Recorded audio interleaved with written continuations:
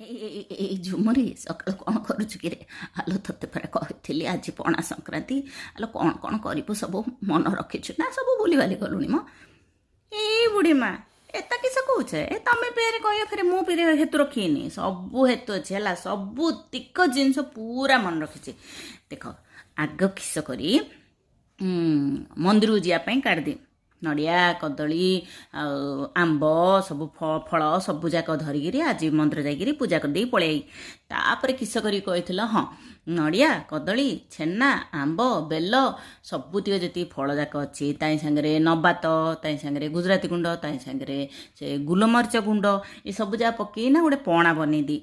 ସେ ପଣାଟାକୁ ଭଗବାନଙ୍କୁ ଭୋଗ ଲଗେଇଦେଲା ପରେ ଆମ ଭାଉଜ ଭୋଗ ଲଗେଇଦେ। ତାପରେ ମୁଁ କିସ କରି ସେ ଯା ନେଇକିରି ଆମର ଯେତିକି ସବୁ କୁଣିଆ ଘରୁ ଆଇଏ ସମସ୍ତଙ୍କୁ ଦେବି। ଯିଏ ଯିଏ ଆଇବ ସମସ୍ତଙ୍କୁ ପଣା ବାଣ୍ଟି ହେଲା।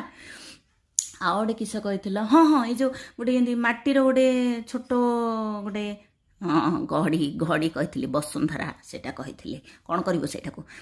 ସେଇଟାକୁ ସେ ତୁଳସୀ ଗଛ ଉପରେ ଗୋଟେ ବାଇଙ୍ଗିରି ତା ଭିତରେ ଥୋଇଦି ଆମ୍ବ ପତ୍ର ଥୋଇଦି ଆଉ ପତ୍ର ଥୋଇକିରି ପାଣିଟା ଭରିଦିଏ ଆଉ ସେଟାରୁ ତୁଳସୀ ସେ କିସ ହୁଏ?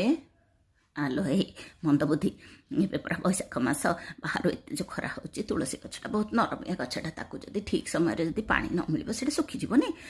କହିଥିଲି ପରା, ସେଥିପାଇଁ ବସୁନ୍ଧରା ବନ୍ଧାଯାଏ ପଣା ସଂକ୍ରାନ୍ତିରେ। ଫେର ଭୁଲିଗଲୁ? ଆଉ କ'ଣ କରିବୁ କହିଲୁ? ଆଉ ଗୋଟେ କିସ କହିଥିଲ ହେଲେ? ହଁ, ସେ ବାହାରେ ନା ଘର ବାହାରେ ଗୋଟେ ସେ ମାଟି ହାଣ୍ଡିରେ ଗୋଟେ ସୁରେଇରେ ପାଣି ପୁରା ଭର୍ତ୍ତି କରିକି ଥୋଇଦି।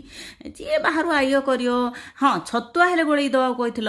ଯେଉଁ କାମକୁ ଆଉଛନ୍ତି ଲୋକ ଯାକ ତାଙ୍କୁ ହେଲେ ଛତୁଆ ଗୋଳେଇ ଦେବି। ସେ ସବୁ ଯାକ କରି ଏତିକି ତ କହିଥିଲ, ଆଉ କିଛିଟା କହିଥିଲ?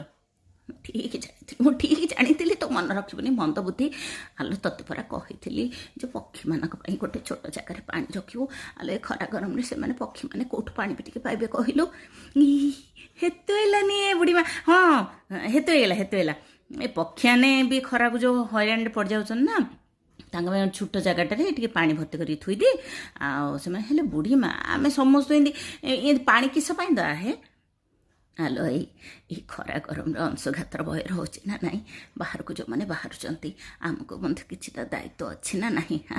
ଗୋଟେ ନାଗରିକ ହିସାବରେ, ଗୋଟେ ମଣିଷ ହିସାବରେ ଦାୟିତ୍ୱ ଅଛି ନା ନାହିଁ?